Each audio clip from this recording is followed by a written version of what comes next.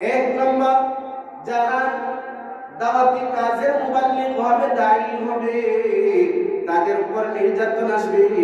আল্লাহর হাবিব মুহাম্মদ রাসূলুল্লাহ সাল্লাল্লাহু আলাইহি ওয়াসাল্লাম একবার কাবা ঘরের মধ্যে নামাজ পড়তেছেন। পাশে কুরাইশ বংশের মুশরিকরা এই জায়গার মধ্যে একজন বলল, ওই যে আমাদের সামনে একটা লোক কাবা ঘরের সামনে নামাজ আদায় করতেছে, কে পারবা অমুক জায়গার মধ্যে উঠে নারী বুড়ি আছে, রক্ত মাখা আছে, এগুলা নিয়ে আইসা যখন মুহাম্মদ সাজদার মধ্যে যায় তখনই তার কারের উপর ওইগুলাকে রাখবা। এমন সময় বলল, আমি পারবো, বলেন নাউজুবিল্লাহ। উকবা ইবনে আবি মুঈত এগুলাকে নিয়ে আসলো, অপেক্ষা করলো।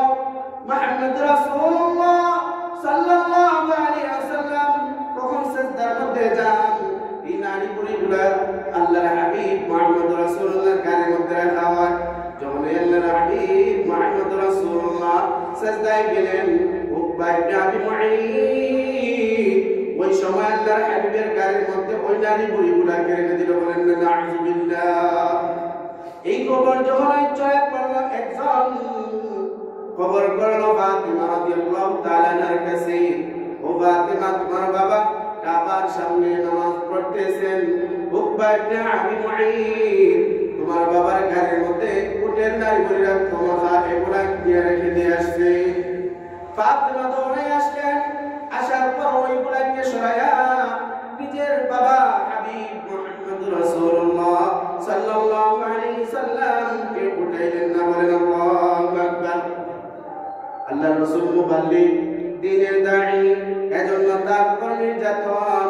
এভাবে আরেকটা হাদিসের মধ্যে পাওয়া যায়, আল্লাহর হাবিব কাবা চত্বরের মধ্যে আছেন, দূর থেকে দেখলো ওই পাপিষ্ঠ উকবা ইবনে আবি মুঈত যখন দেখলো, দেখার পর আল্লাহর হাবিব মুহাম্মদ রাসূলুল্লাহ সাল্লাল্লাহু আলাইহি ওয়াসাল্লাম গায়ের মধ্যে কাপড়ে আর গায়ের মধ্যে টান দিয়ে ধরলো।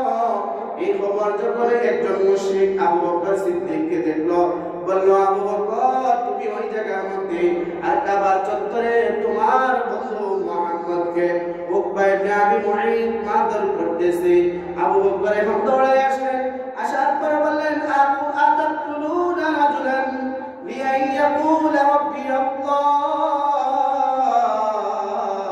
তুমি এমন একজনকে মারধর করতেছো, উনি তো তার রবের কালাম, রবের কথা বলে, রব্বি আল্লাহ। বলেন আল্লাহু আকবার। এখন উকবা ইবনে আবি মুঈত আল্লাহর হাবিবকে ছেড়ে দিয়া আবু বকরকে মারধর করতেছে। এক পর্যায়ে এমন মারধর করলো, আবু বকর সিদ্দিক রাদিয়াল্লাহু তাআলা আনহু মারধর খেয়ে একদম রক্ত মাখা হয়ে বেহুশ হয়ে জমিনের মধ্যে পড়লেন। ওনার আত্মীয়স্বজনরা বাড়িতে নিয়ে আসলেন। অনেক সময় পর যখন ওনার জ্ঞান ফিরলো, জ্ঞান ফিরার পর মা জিজ্ঞাসা করতেছেন, বাবা তুমি কেমন আছো? আবু বকর বলেন, মা আমি কেমন আছি এটা পরের বিষয়, আমার মুহাম্মদ সাল্লাল্লাহু আলাইহি ওয়াসাল্লাম কেমন আছে? বলেন আল্লাহু আকবার। মা বলেন, তোমার অবস্থা বেগতি, তুমি বলতেছো তোমার বন্ধু মুহাম্মদ কেমন আছে? আবু বকর বলেন, আমার বন্ধু মুহাম্মদের খবর না জানা পর্যন্ত আমি কোনো খাওয়া দাওয়া করব না। মা আমি পদে পড়লেন, সন্তান কেমন করতেছে? মা বললেন, আমি মুহাম্মদকে কোন জায়গায় আছে তাও তো জানি না, যাও তুমি আবু লাহাবের স্ত্রী উম্মে জামির কাছে যাও, ওই মহিলা বলতে পারবে। মা যখন আবু লাহাবের স্ত্রী উম্মে জামির কাছে গেলেন, যাওয়ার পর উম্মে জামি বলে, আল্লাহর হাবিব মুহাম্মদ রাসূলুল্লাহ দারে আরকামের মধ্যে আছেন না। বলেন আল্লাহু আকবার। আবু বকর আম্মা আবু বকর সিদ্দিক রাদিয়াল্লাহু তাআলা এভাবে রক্তমাখা অবস্থায় আল্লাহর হাবিব সাল্লাল্লাহু আলাইহি ওয়াসাল্লামের কাছে নিয়ে গেলেন। আল্লাহর হাবিব থেকে আবেগে আপ্লুত হইয়া আবু বকরকে জড়ায় ধরেন, আবু বকরকে চুমু দেন। যত সাহাবায়ে কেরাম সামনে ছিলেন সমস্ত সাহাবায়ে কেরাম এখন আবু বকরকে চুম্বন করেন না। বলেন আল্লাহু আকবার।